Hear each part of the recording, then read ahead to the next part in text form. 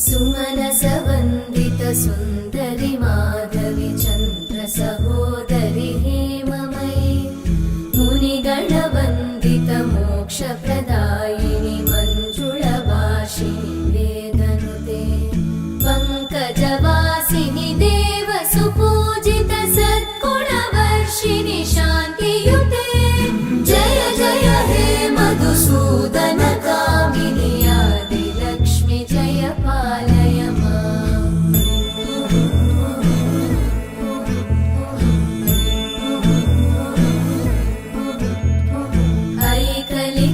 ऐकलिकल्मषनाशिनि कामिनि